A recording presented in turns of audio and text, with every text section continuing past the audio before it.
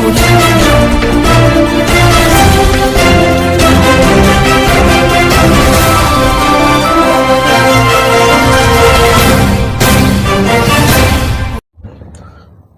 నమస్కారం.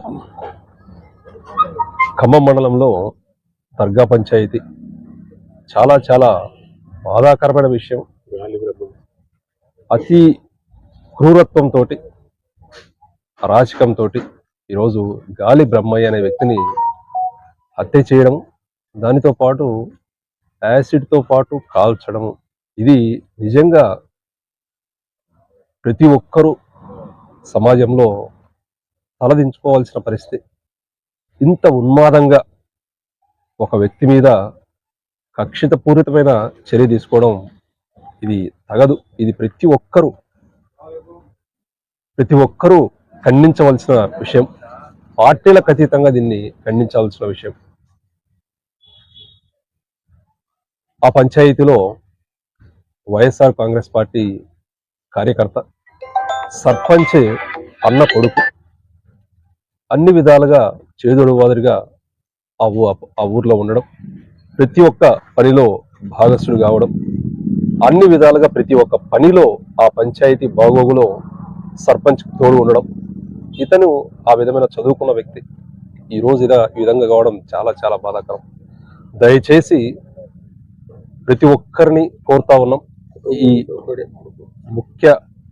మండల ముఖ్య నాయకులు, కార్యకర్తలు, వారందరితో పాటు ఇక్కడికి వచ్చిన నియోజకవర్గ స్థాయి ముఖ్యులు, ప్రతి ఒక్కరూ కోరేది ఒకటే, నిష్పక్షపాతంగా ఎంక్వైరీ చేయడం, ఎటువంటి దోషులు తప్పించుకోకుండా వారిని శిక్షించడం, ఆ కుటుంబానికి అన్ని విధాలుగా ప్రభుత్వం వారి నుంచి కూడా సహాయ సహకారాలు అందడం, దీంట్లో ఎటువంటి రాజకీయ కోణంగా ఆలోచన చేయకుండా ఆ కుటుంబానికి ఏ విధంగా న్యాయం చేయాలను నిష్పక్షపాతంగా ఎంక్వైరీ చేసి దోషులను వెంటనే శిక్షించడం, వారిని వెంటనే అరెస్ట్ చేయడం, దానికి తర్వాత ప్రభుత్వం నుంచి ఎటువంటి సహాయ సహకారాలు వారికి, అది ఎక్స్గ్రేషియా కానీ ఇంకోటి కానీ వారికి అందే విధంగా చూడడం.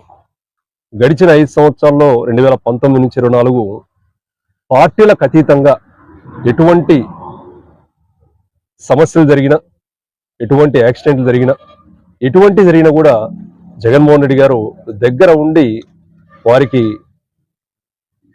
కలెక్టర్ గారు, ఎస్పీ గారు కేటాయించిన దానికి రెండింతలు ఆ కుటుంబాన్ని ఆదుకున్నారు.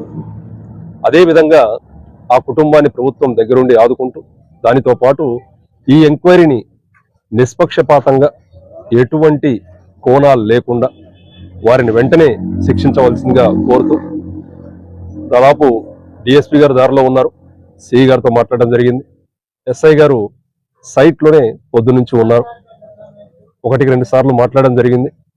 ఈ కేసులో, ఇటువంటి దారుణమైన కేసులో ప్రతి ఒక్కరం అలర్ట్గా ఉన్నాం. వెంటనే డాగ్ స్క్వాడ్ వస్తుంది. ఒంగోలు నుంచి ఎప్పుడైతే డాగ్ స్క్వాడ్ వస్తుందో మేబీ ఒక అరగంటలో రావచ్చు. ఈ అరగంటలో వెంటనే ఎంక్వైరీ స్టార్ట్ చేసి ఆ డాగ్ స్క్వాడ్ జరిగింది కూడా ఒకసారి వివరాలు తీసుకొని నిందితులను వెంటనే అరెస్ట్ చేసి యాక్షన్ తీసుకుంటామని చెప్పారు. మరొక్కసారి ఆ కుటుంబానికి మండల ముఖ్య నాయకులు, కార్యకర్తలు వారందరితో పాటు ప్రగాఢ సానుభూతి తెలియజేస్తూ, వారికి అన్ని విధాలుగా అండగా ఉంటాం తెలియజేస్తూ సెలవు తీసుకుంటాం. Thank you.